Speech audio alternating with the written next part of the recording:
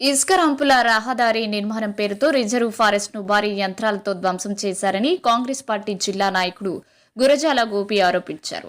మనుగురులో ఏర్పాటు చేసిన మీడియా సమావేశంలో ఆయన మాట్లాడుతూ అడవిలో సుమారు 50 అడుగుల వెడల్పుతో 3 కిలోమీటర్ల మేర పెద్ద పెద్ద వృక్షాలను నేలమట్టం చేసి రహదారి నిర్మించారని పేర్కొన్నారు. ఇసుక ర్యాంపుల రైజింగ్ కాంట్రాక్టర్ల వద్ద నుండి భారీగా ముడుపులు తీసుకున్న అటవీ శాఖ అధికారులు ఈ విధంగా రిజర్వ్ ఫారెస్ట్ ను నాశనం చేశారని ఆయన ఆరోపించారు. ఈ విషయంపై ప్రశ్నిస్తే సంబంధిత అధికారులు పొంతనలేని సమాధానాలు చెబుతున్నారని విమర్శించారు. జిల్లా కలెక్టర్, ఐటీడీఏ ప్రాజెక్టు అధికారి వంటి ఉన్నతాధికారులు ఈ అంశంపై స్పందించకపోవడం ఆశ్చర్యకరమని ఆయన అన్నారు. నకిలీ పత్రాలతో లేని రహదారిని ఉన్నట్లు చూపించి కోర్టును కూడా తప్పుదోవ పట్టించారని ఆరోపించారు. అడవిలో కట్టెల కోసం లేదా చీపురు పుల్లల కోసం వెళ్లిన గిరిజనులపై కేసు నమోదు చేసి జైలుకు పంపితే అధికారులు పెద్ద మొత్తంలో లంచాలు తీసుకుని రిజర్వ్ ఫారెస్ట్ ను ధ్వంసం చేయడాన్ని ఎలా సమర్థించుకుంటారని ఆయన ప్రశ్నించారు. రిజర్వ్ ఫారెస్ట్ ను నాశనం చేసిన బాధితులపై తక్షణమే శాఖాపరమైన చర్యలు తీసుకోవడంతో పాటు ఉద్యోగాల నుండి శాశ్వతంగా తొలగించి క్రిమినల్ కేసులు నమోదు చేయాలని ఆయన డిమాండ్ చేశారు. లేని పక్షంలో జిల్లా వ్యాప్తంగా అటవీ శాఖ కార్యాలయాల ఎదుట ఆందోళన చేపడతామని హెచ్చరించారు. బడాబాబులకు 50 అడుగులతో రోడ్లు నియమించి అక్రమాల పాల్పడేందుకు అధికారులు సహకరించిన వాళ్ళపై కూడా చర్యలు తీసుకోవాలన్న ఉద్దేశం మీదనే ఈరోజు ప్రెస్ మీట్ పెట్టడం జరిగింది. మేము అడిగాం మీ ప్రెస్ మీట్లు ఇచ్చిన కొద్దీ కూడా ఒక్క అధికారి కూడా స్పందించలేదు. మీకు ఎవరిచ్చారయ్యా అడవి కొట్టే అధికారం అని చెప్పేసి మీ దగ్గర ఆధారం ఏముందని అడుగుతా కూడా ఏ సమాధానం లేదు. మేము లెటర్ కూడా పెట్టడం జరిగింది, మీ దగ్గర ఆధారాలు ఏమున్నాయో మాకు చూపించండి అని. అయినా స్పందన లేదు.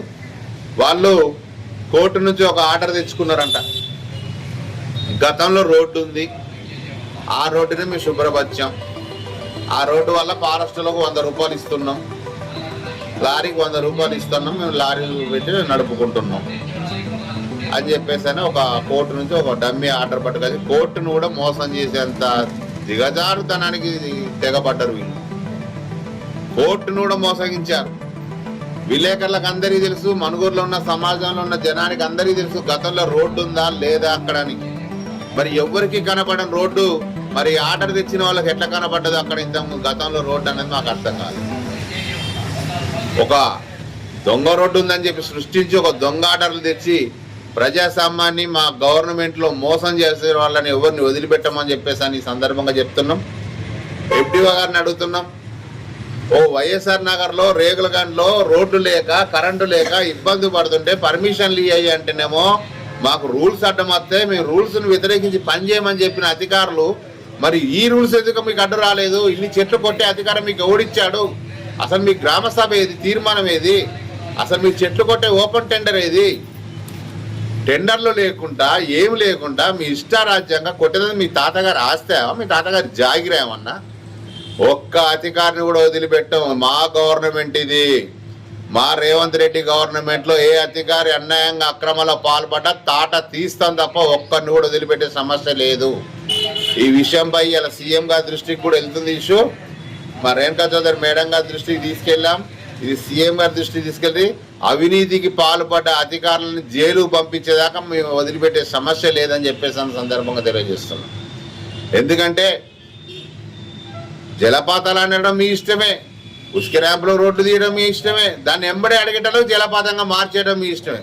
ప్రజల మీద ఎంత ప్రేమ అండి మీకు ఫారెస్ట్ అధికారులకు? దొంగ నడిచినట్టుకుంది మీ విధానం. ఇప్పటికైనా సరే మీకు ఆర్డర్ ఎవరిచ్చారు, మీకు పర్మిషన్ ఎవరిచ్చారు? ప్రెస్ల ముందు బహిరంగంగా ఎఫ్డీఓ చూపించాలి. చూపించారంతసేపు మేము వదిలే సమస్య లేదు. కోర్టును కూడా తప్పుదారి పట్టించినందుకు మీకు శిక్ష పడాల్సిందే. మిమ్మల్ని ఖచ్చితంగా అడ్డుకుంటాం. రేపు ఆదివాసీ సంఘాలు అందరితో ముట్టడిస్తాం, ఎఫ్డీ ఆఫీస్ ముట్టడిస్తాం. ఆదివాసీ సంఘాలు అందరూ కూడా కదిలి రావాలని చెప్తున్నా. ఆదివాసీ సంఘాల గొంతు నొక్కుతున్నారు, ఆదివాసీ సంఘాల హక్కులను అణగదొక్కుతున్నారు. ఇట్లా అణగదొక్కే అధికారులకు తగిన గుణపాఠం చెప్పాల్సిన బాధ్యత ప్రతి ఆదివాసీ సంఘ బాధ్యుడు, ప్రతి ఒక్క బాధ్యుడి మీద ఉందని చెప్పేసి అని కూడా ఆదివాసీ సంఘాలను కూడా అభిమానంతో నేను ఆహ్వానిస్తున్నా. మీరందరూ కూడా సహకరించాలి. ఇటువంటి అవినీతి పాల్పడే అధికారులని నిలదీయాలని చెప్పేసి అని కూడా ఆదివాసీ సంఘాలని సందర్భంగా కోరుతూ రేపు ఆధారం చూపియని వెడల FD ఆఫీస్ ముట్టడికి అందరూ సిద్ధంగా ఉండాలని చెప్పేసి సందర్భంగా